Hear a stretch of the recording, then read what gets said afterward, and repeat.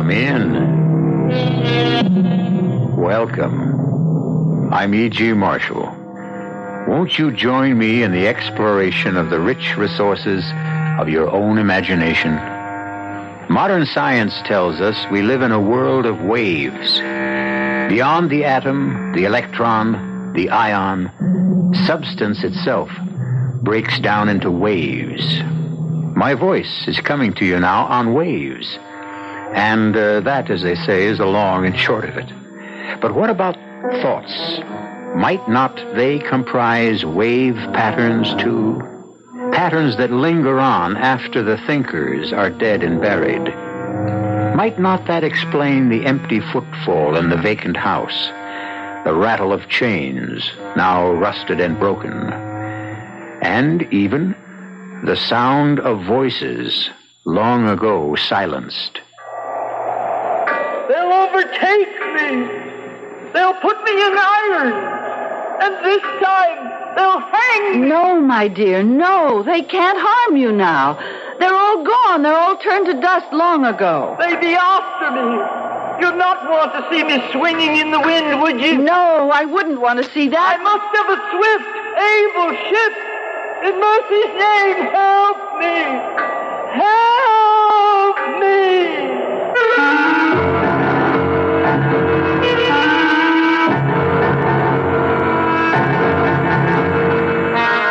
Our mystery drama, The Strange Voyage of the Lady D, was written especially for the Mystery Theater by Mary Jane Higby and stars Paul Hecht and Augusta Dabney. It is sponsored in part by Sign-Off, the Sinus Medicines, and Anheuser-Busch Incorporated, Brewers of Budweiser. I'll be back shortly with Act One.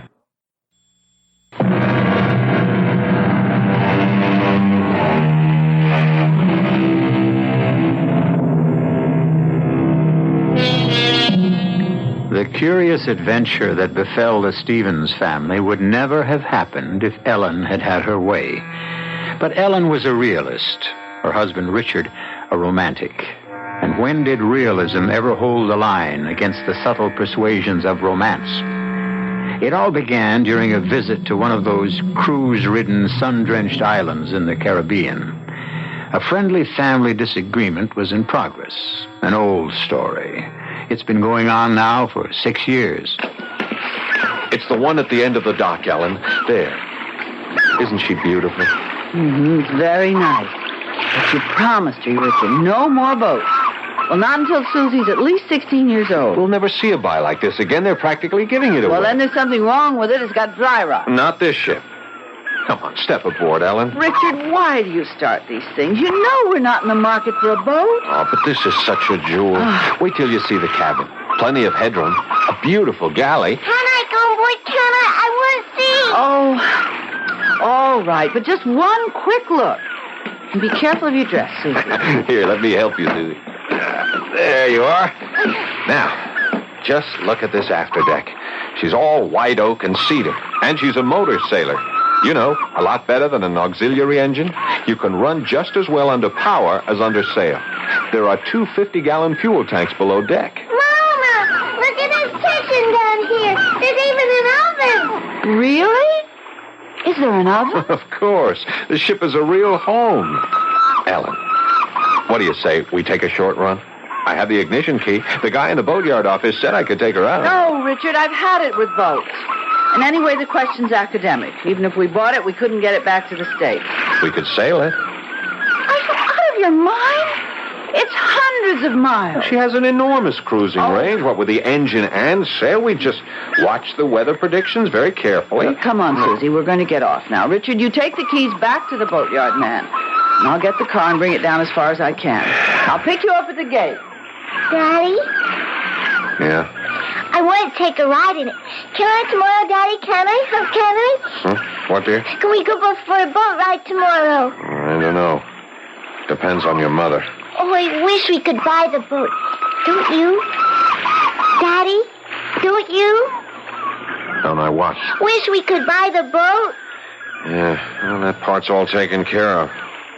I already bought it. The only problem now is how to break the news to your mother.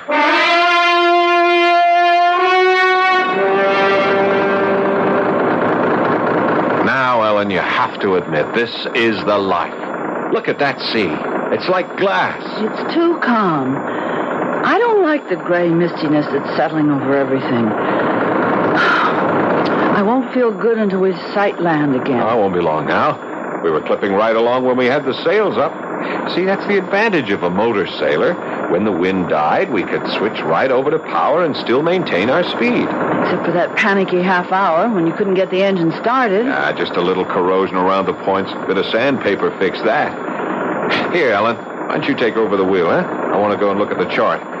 Now, the first buoy we pick up is number 12. From there, we'll see a light. If we make it before nightfall, you can take over for a few minutes. Okay, Susie? I don't like this mist. You know where we are right now? We're sailing on the Spanish Main. The Spanish Main? That's right. These waters were infested with pirates in the old days. Blackbeard and Calico Jack. Richard, I think there's a fog closing in. Look ahead. Yeah. Well, just hold a steady course. We'll be sighting that buoy any minute now. Susie, go below and bring up my binoculars. There's a good girl. The visibility's not any too good. We can't be far from port. Oh, Richard, I hope we're not running into one of those awful pea soupers. Now, don't panic. Don't get Susie frightened. Here's binoculars. Thanks. Can you make out anything? Well, I don't see it yet. But we will. Tell me more about the pirate. Okay. Well, Calico Jack Rackham. They called him that because of the fancy clothes he wore. He sailed with Anne Bonny. There were girl pirates, too, you know. Girl pirate? Sure. Anne Bonny and Mary Reed. And from all accounts, they were better at it than the men. The fog's getting awfully thick, Richard. I've never seen one roll in so fast, and the sun's gone. I'll take over. No, I can hold her on course. You keep looking for that buoy. We should have been in port long ago. Well, we lost a little time trying to start the engine. Are we lost? Of course not. I think we ought to start sounding our foghorn. Not yet. Don't you want to hear what happened to Anne Bonny? What happened to her? Well, the pirates all went to jail. They hanged poor old Calico Jack. Mary Reed was dying of a fever, and Anne Bonny nursed her. And then, well, nobody knows just what did happen. In the morning, when the jailkeeper opened their cell, he found the body of Mary Reed, but Anne Bonny was gone. She disappeared and was never heard of. Richard! What? Look! Look what you've done, oh, Richard, how could you? Well, what? What is This it? monkey wrench, it's right behind the compass. Richard! Who put that there? Who? Who was working on the engine? That wrench will have pulled that compass so far out of line, heaven knows where we are now. Sorry. I was so glad to get that motor started. Oh, Ellen, I'm sorry. Oh, if I ever get my feet on dry land Now, again. look, let's keep calm. We are not Oh, lost. no, we're still right here in the Atlantic Ocean. I'm sorry, Ellen. How I ever let you talk me into this expedition. Just try to keep cool. Daddy? It's all my fault. We're probably 50 miles off course. Daddy, there's a big can floating over there. What? Where? There. The buoy. It is. Oh, thank heaven. I'll take the wheel. I want to go right up to it. We got to be sure of that number. It should be 12, right? I see it. I see the number. What is it? 3. 3? No, it can't be. A 3 and an 8. Oh, no. That's what it is. Ellen? Susie's right. 38. That's impossible. Take the wheel again, Al. Just idle here by the buoy. There's no 38 on this chart. We're way off course. I have to go below and get the other charts. Can you still see the buoy, Susie? Sure, it's right here. Well, keep your eye on it. Don't let me drift too far away. Darling, Yeah? you're not smoking down there, are you? Good Lord, no. You know I haven't smoked in 10 years. I smell tobacco. So do I. What? Oh, well, let me get at the engine. Maybe there's a short in the wire. No, it's not like that. It's tobacco. Did you hear that? What? It sounded like Somebody laughed. Ahoy! It's a ship. Where? I don't see anything. Ahoy! Ahoy! They don't answer. Blow the horn. Ahoy! What ship are you? The Lady D. We're off course. Can you give us our bearings? You'd best lay over for the night. Steer north by east, a quarter east. You'll run right down the channel. Thank you. I still can't see anything. North by east, a quarter east. It was a woman. Bring the ship around. Slowly, Ellen. That's right. I hope she knows what she's talking about. And I still smell tobacco. So do I. Was she that close? Funny. I didn't see a thing. I didn't hear any motor. Maybe she's sailing. Now, Susie, how could she be? There's no wind. And she seemed to get away so fast. Ellen, go as slow as you can. I'm going forward and keep a sharp watch. We don't know what we're heading into. Right, I've got her throttled way down. Hey! Ow! Where are we headed? Quick, put her into reverse! Reverse! Quick, put her into reverse. Then we can back off. Now, here, let me try.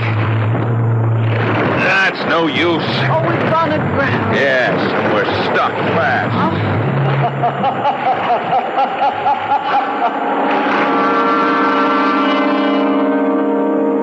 One of the most beautiful yet fearful tales that travelers tell is the Lorelei, the siren who sits on a rock, combing her long golden hair and luring unwary boatmen to their doom. But a siren who smokes tobacco?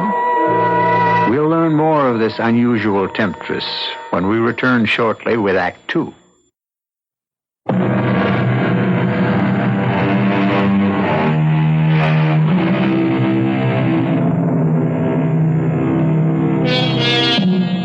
There's nothing so eerie as the feel of a ship gone aground. A living, pulsing body beneath your feet goes suddenly dead. Aboard the Lady D, only Susie slept that night.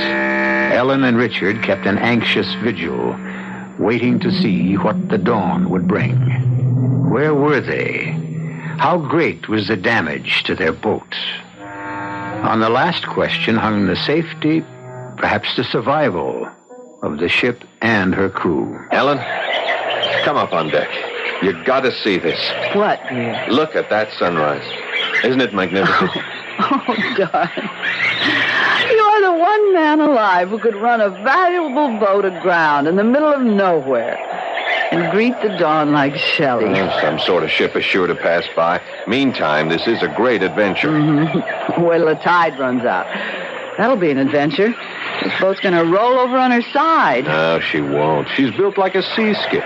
They used to pull them right up on the beach to unload the catch. So, give us a kiss, Cassandra. Good morning, darling. Well, I guess I better go ashore and see if I can find a water supply on our desert island. Is this really a desert island? I'm afraid so, sleepyhead. And your father's playing Robinson...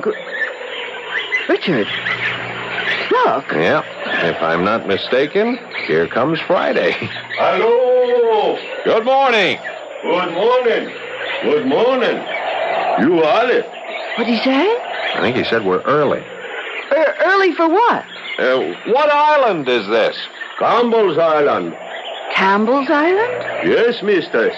I am Campbell. Oh, how do you do, Mr. Campbell? I'm Richard Stevens. This is my wife. Good morning, mistress. My daughter. Welcome. Did you say we were early? Yes, yes. Usually September come before she bring a boat. Who? The lady who smoked the pipe. A pipe? Yes, a long clay pipe. You did not see her. No. We smelled her pipe. Is Campbell's Island... I mean, is there a town here? Ow! Ho, ho, ho. Campbell, the only man here. Oh, we missed the harbor channel. Campbell's Island. I have no harbor. The lady said there was a channel. Oh, yes. Sometimes she say that. You mean she lied to us? Maybe. He want your boat. Your boat. She nice. Oh, well, why don't you come aboard, Mr. Campbell? Thank you, sir. Can I give you a cup of coffee? No, thank you, mistress. Oh, your wheel. I like a good old-fashioned wheel to steer with. You pay a lot for that. Oh, the compass. Well, the ship's well equipped. This is the ship's bell. Brass. Must cost dear. You have a radio? Just a receiving set. Now, Mr. Campbell, about getting off the beach. You stuck fast, man. Well, if you have a boat and a tow line at high tide... No, man. My motor too small. Just a little outboard. I sail to the other island. Oh, there are other islands near? 8 hours to sail there. Could they send out a workboat from another island? Maybe. We have to fetch them. No wireless on Campbell's island. You mean go in your little sailboat? Oh, no, mistress. You and the child must stay here. My boat is small. If I try to keep a big boat, she take it.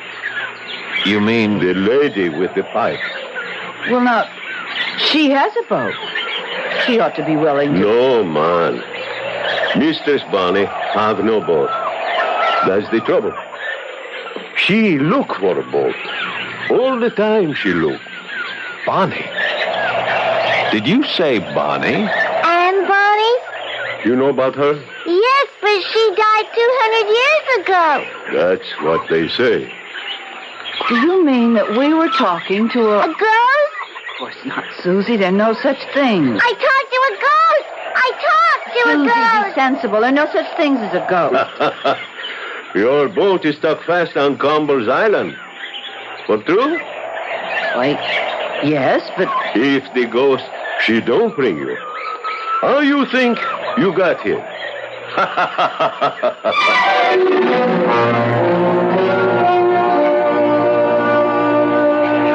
Mr. Campbell and Susie are certainly getting along together. Look at them striding ahead of us. He's striding. She's trotting. What a big, powerful man he is. And his skin, like ebony. How old do you think he is? Well, I don't know. 40? I'm eager to see his boat. Listen, I hate to think of your starting out all alone with him. I have to go for help. But why can't he go by himself? I don't know. He doesn't seem willing to do that. Did you notice the way he examined our boat equipment? Yeah, like he was taking inventory. Yeah, but what do they call those people who lure ships to their doom by putting out beacon lights? Wreckers. Yeah. You think he's a wrecker? The thought crossed my mind. But we did hear a woman's voice. Now, look, there could be two explanations for that.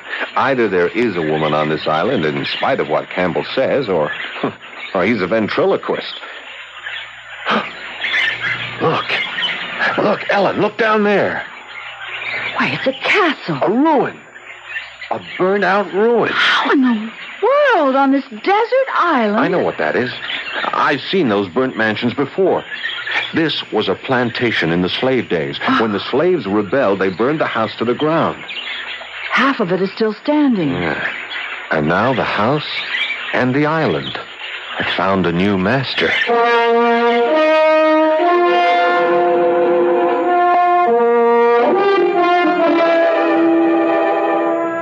Welcome. You like a drink before lunch? Lunch? Yes, I give you a nice lunch. You like foie gras, caviar, potted shrimp, any kind of wine? Nothing, thank A you. vodka Collins would be just fine. Vodka Collins. Soon come back. Mama, Mr. Campbell says there's an ice-cold spring behind the house and coconuts and pineapples and Hey, look in the corner there. Cast bronze and enormous. A propeller. That's worth a lot of money. And that wheel, it's huge. Must have come off a schooner. What does it say on this plate, Mama? Duchess of the Caribbees. This one says Rita True. This one is Morning Star at SS. What's this word? The SS Odyssey. Oh, Richard. Yeah. All of ships. Don't wreckers usually murder their victims? Now, Ellen, we don't know that he's a wrecker. You like my house? Oh, it's lovely. I have good life, man, since I learned to get along with Mistress Bonny. How did you come here in the first place, Mr. Campbell? I was fisherman, hard work, no money. One night, she take my boat. I swim to this island. I see all these rich things here on the beach. So I come back in a new boat. She put that one on the devil's thumb. What's the devil's thumb? Big rock. The devil, he put his thumb up at low tide. Then he pull it down at high tide. Then up at low tide. He hide it again, just below the water. Along come a sailorman. Up come the thumb, right through the bottom of the boat. The devil, I think he good friend of Mistress Bonny. Mr. Campbell, you say it'll take all day to get to the nearest boatyard? In my boat. But they have workboat. Much quicker with power. They return here with you in 2-3 hours. Then can we start tomorrow morning? Yes, man.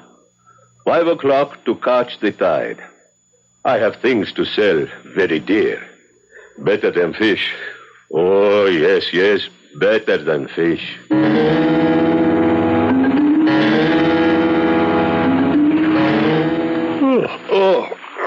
It feels good to stretch out. Ooh, I'm exhausted. I was certainly glad to get back to our boat. Yeah.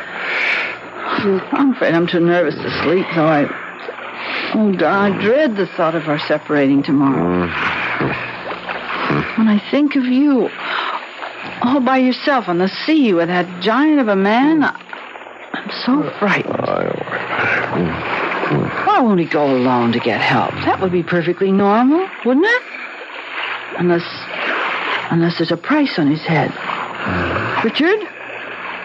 Richard? Oh, Richard, are you... Oh, Richard.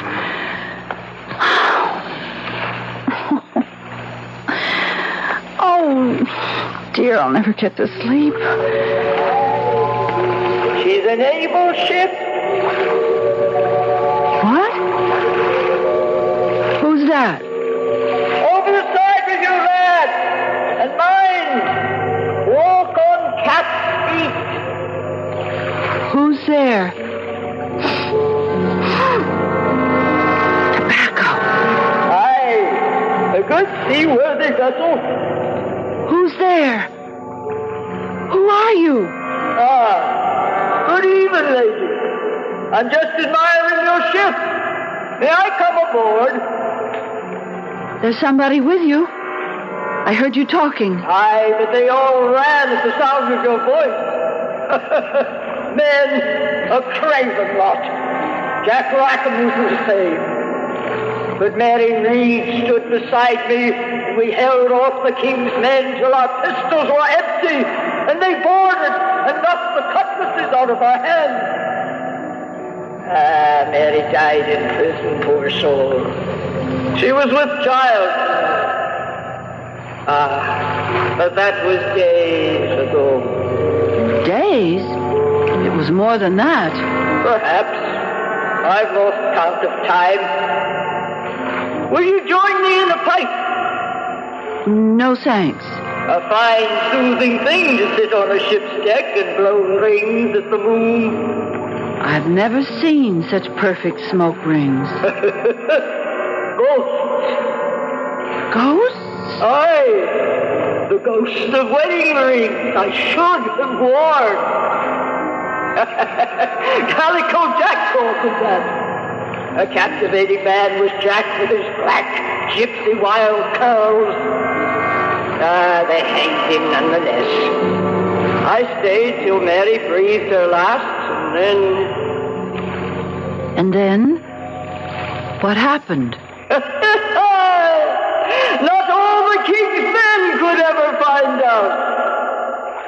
But come, what will you take for your ship? She's not for sale. Oh, come, I must have a ship. They'd be after me. You'd not want to see poor Annie swing in the wind like Calico Jack would. No, I wouldn't want to see that, but they can't harm you now. They're gone. All turned to dust long ago. They'll put me in iron! No, my dear, no. I must have a ship! Listen, I have something worth hundreds of ships. I'll trade it now for this miserable little craft. What is it? Rackham and I, we sailed with Blackbeard once. Blackbeard? The same. Now, come close, lads. I know where Blackbeard buried his treasure. Blackbeard's treasure? A great treasure it was. The booty from 3 rich Spanish merchantmen, laden with gold and silver. You have a map? A chart? No need. I know where it is. Come with me, lads. We'll slip out on the next tide. Aren't you forgetting that you drove us aground last night? A good storm will set you afloat.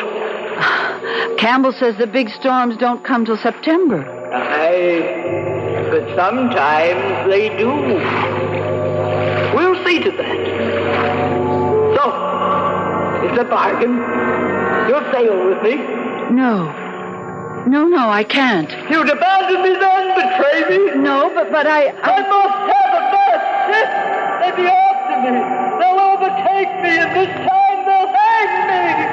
In mercy's name, lads, help me. I can't. There's a great gulf between us, Anne. You're a dream, a figment. And when I wake up, I'll still be here, but you'll be gone. I can't help you because you're nothing. You're nothing but a dream. Anne? Anne? Where are you? Come back! Come back!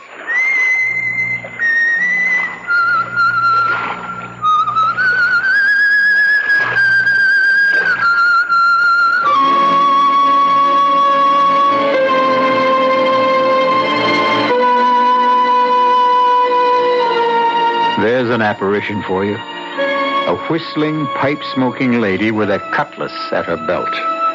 But why did she leave so abruptly? Was she offended at being called a nothing, a figment? Well, none of us likes to hear the truth about himself, least of all a ghost. We'll follow Anne Bonny's ruthless quest for a ship when we return shortly with Act 3.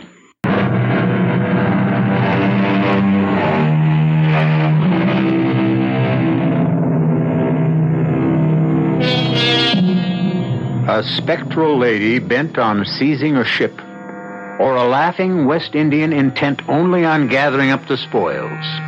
Ellen doesn't know which she fears most as she watches the dawn stretch its rosy fingers across the uncharted island where the cruiser Lady D lies stranded in the sand. That was a damn good breakfast, Ellen. I had a depressing dream last night. Oh? Well, at least I think it was a dream. Anne Bonny boarded the Lady D, and we had a long talk. And I felt sorry for her. She was frightened. That scared ghost, huh? That's a switch. Yeah, well, she was terrified. Oh, darling. I hate to see you go off with that awful man in that little boat. Oh, now, Ellen, dearest, you mustn't worry. I wish we could stay together. The sea, it's so treacherous. Campbell's been sailing these waters all his life. Oh, yes. And he's lost 2 boats. He told us so. And besides, you're going out in a tiny boat with a criminal. He's not. He gathers salvage. That's all we really know about him. Good morning.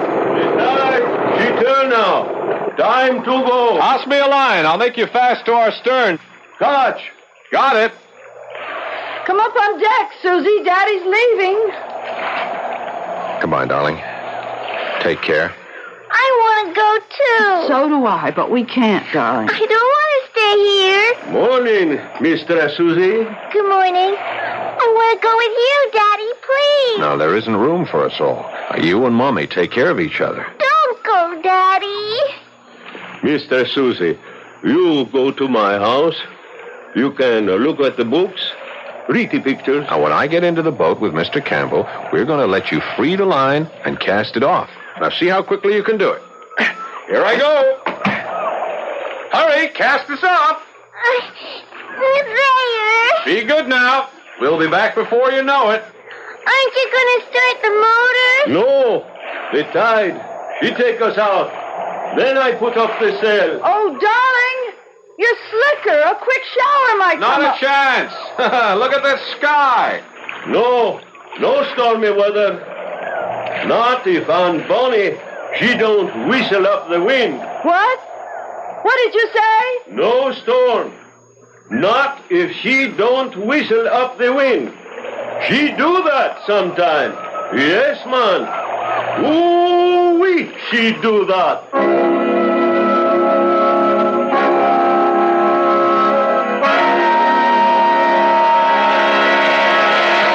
You've stayed too long in Campbell's house, Susie. We should be getting back to the Lady D. It's still raining. I thought it was one of those quick little tropical showers, but just look out there. The water's all ruffled. White caps. I'm hungry. Let's go back to the Lady D. We'll be soaked. I'll tell you what let's do. Why don't I go back alone and get your raincoat? No, darling. It doesn't matter if I get wet. I'm in my bathing suit. No, Susie, no. You always say no. Daddy would let me. It's only a little way. Please. Well, you promise you'll come straight back? I promise. No loitering now. I won't.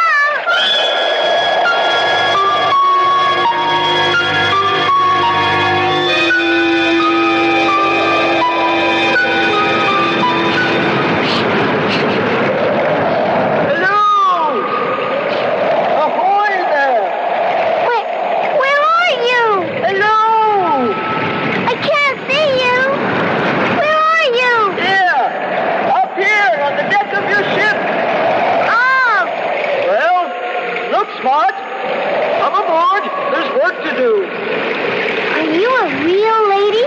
Or are you... Step lively. A full great tide is coming. Ship will float free soon. Oh, I'll go get my mom. No time for that. The wind's offshore and the tides are making. Mama will know what to do. Are you frightened? Will you run away and leave your ship to flounder? Oh, I'm not scared, but You'll have to step smartly to save her. I don't know how. Come aboard. I'm going to get my mama's raincoat. I promise. See there? What? She's floating free. But this great tide will drive her further up on the beach. Daddy put out an anchor on the beach. The waves will carry her up over the anchor and dash her to pieces on those rocks up there. Oh, no. But you could save her if you weren't afraid. I'm not scared. Then, up to the mainsail, lass. I can't put up the sails. I'm not big enough. Ah, that's a pity. The ship is lost. Lost. But I can start the engine. Can you not? Sure, anybody could do that. You just turn that little key there. She starts right off. She's saved. Start her up. I can't lift that big anchor, though. Cast it off. Cast it off. Better to lose an anchor than a ship. Daddy said you always start the engine first. Aye, aye. Captain. I'm too short to reach the gear shifting. I know. I'll get something to stand on. Here. Daddy's tool chest will do. Now, let's see. He calls this little thing the choke. Hurry. She's swinging about. I've never done this before. Now, I'll turn the key. See? She started right off. Now I put the motor in reverse. The anchor on the beach. Oh, I forgot. I'll go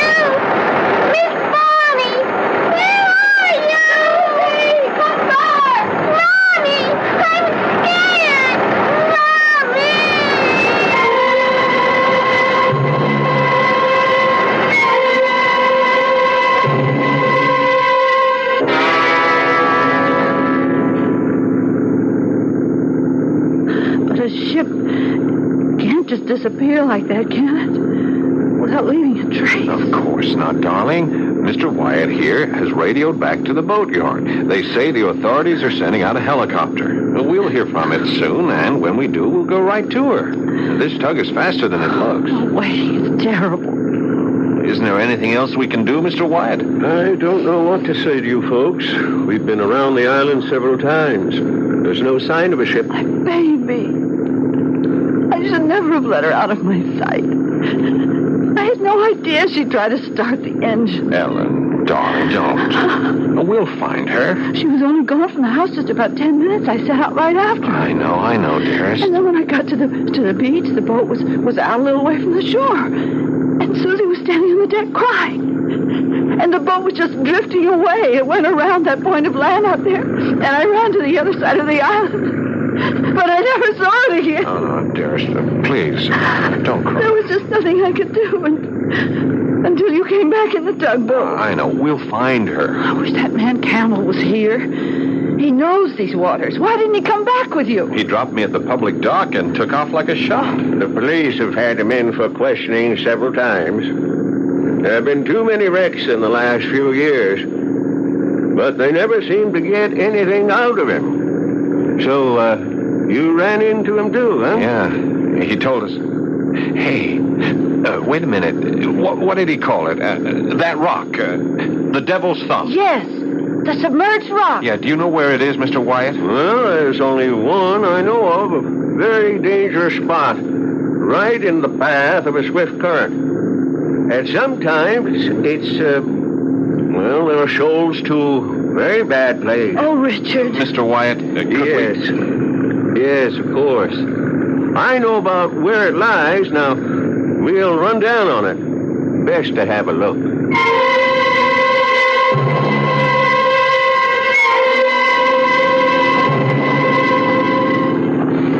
This is the tugboat Swallow calling Coastal Police Launch.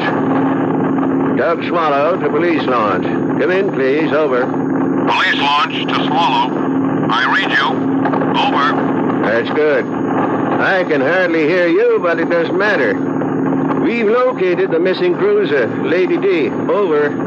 Is the child okay? Over. Yeah, it's a miracle. The kid was alone on board. She managed to drop a small anchor onto a submerged sandbar near the Devil's Thumb. I have the boat in tow, and we're heading back to port. Over. Glad to hear it. Over. Right. Over and out. Well, Susie, you're quite a sailor. But how did you know that sandbar was there? You couldn't see it. The lady told me. The lady with the pipe. A lady? She's not a real lady. She's a ghost. A ghost? Well, it's hard to explain. We don't believe in such things, of course, but... She went away for a while, but when I started to cry, she came back. A ghost? I'm sure there's some perfectly natural She explanation. said to put out a long, long line so the anchor wouldn't drag. Well, that was sound advice.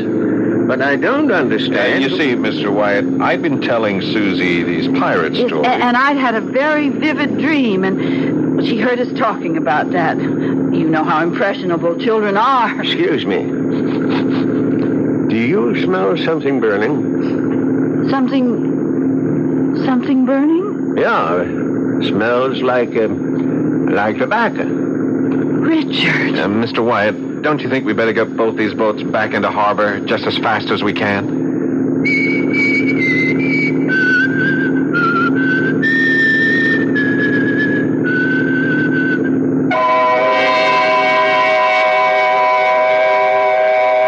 Well, those were the known facts of the strange voyage of the Lady D. To this day, Susie insists she talked to a ghost. Ellen believes it was a startling example of the power of the imagination. And Richard has been reading up on the dematerialized nature of modern physics. And he wonders if somewhere in space there exists a vast psychological viewing screen picking up impressions from other times, and through which it was the fate of the Lady D to pass. I'll be back shortly.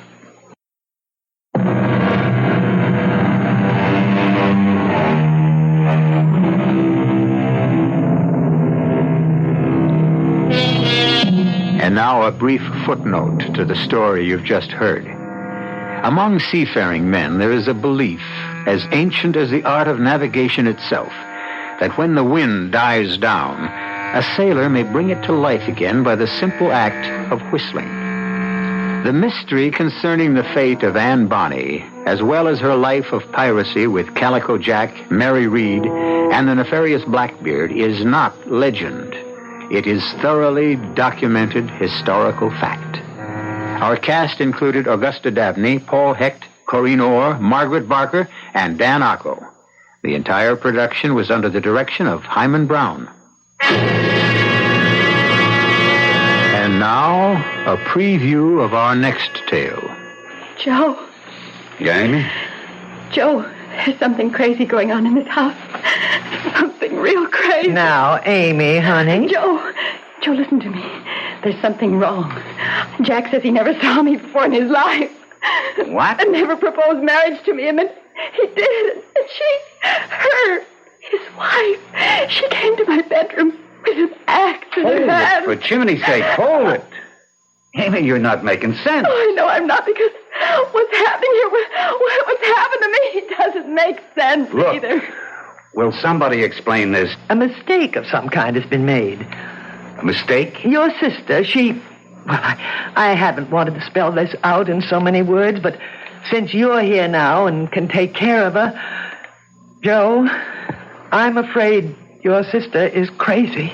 Radio Mystery Theater was sponsored in part by Buick Motor Division. This is E.G. Marshall inviting you to return to our Mystery Theater for another adventure in the macabre. Until next time, pleasant dreams.